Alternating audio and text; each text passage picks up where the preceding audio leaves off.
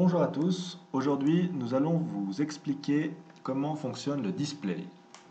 Pour comprendre le fonctionnement du display, il faut tout d'abord comprendre ce que veut dire ce terme. Le terme display peut avoir plusieurs significations dans le domaine du marketing. La signification actuellement la plus courante est celle qui, dans le domaine du marketing digital, désigne le marché et les formats publicitaires graphiques de type bannière et vidéo. Le terme display est également utilisé dans le domaine de la distribution et du marketing du point de vente. Un display est alors un présentoir utilisé pour présenter un produit ou un document de PLV, qui est l'abréviation de publicité sur lieu de vente. Ce terme désigne les formes de publicité digitale utilisant des éléments graphiques ou vidéo. La publicité display ou display est ce qu'on appelait avant publicité sur Internet ou publicité online. Elle a donc évolué. L'usage du terme display est apparu lorsqu'il fallut distinguer la publicité de type graphique, bannière, pavé, habillage, etc., des annonces de type liens commerciaux qui sont également des éléments publicitaires. Nous pouvons ajouter en simplification que le display est apparu grâce au développement des technologies et le contrôle toujours plus performant de l'usage d'Internet. Dans le domaine de la publicité display, on distingue généralement le display classique du display vidéo. On peut également distinguer le display affiché sur ordinateur du display diffusé sur mobile ou tablette tactile. La distinction des marchés du display et liens commerciaux n'est cependant pas toujours si évidente, car la plateforme de liens commerciaux AdWords de Google diffuse aussi des annonces display sur son réseau AdSense.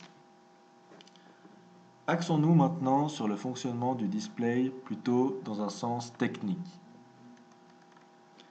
Les éditeurs de sites internet sur des thématiques précises proposent du contenu spécialisé et bénéficient d'une forte audience. Ils disposent donc d'emplacements publicitaires privilégiés. Ces emplacements sont donc commercialisés par des régies, puis achetés par des agences médias, elles-mêmes mandatées par des annonceurs souhaitant communiquer dans ces espaces et toucher des cibles. Selon les objectifs de campagne, les modes d'achat vont différer. L'achat peut être effectué au coût par clic, donc CPC. Il y a également le coût pour 1000 impressions, CPM, pour les campagnes branding qui veulent satisfaire un objectif de visibilité. Pour distribuer les formats sur les sites des éditeurs, il y a deux moyens différents gérés par le service de trafic. On peut soit héberger les créations publicitaires sur un ad server, qui récupérera également les données de la campagne, et dans ce cas-là, l'agence média fournira à l'éditeur un redirect. Dans le cas où le site éditeur héberge la création, afin de pouvoir suivre les données de la campagne, le service tracking fournira un pixel et un clic commande pour les clics.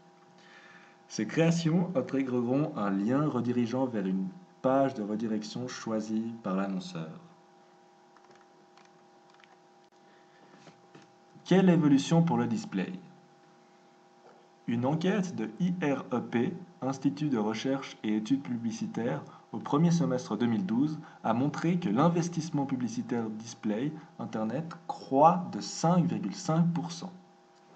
Le marché du display évolue principalement par des formats plus impactants, des techniques de ciblage de plus en plus efficaces et des mesures de résultats plus précises.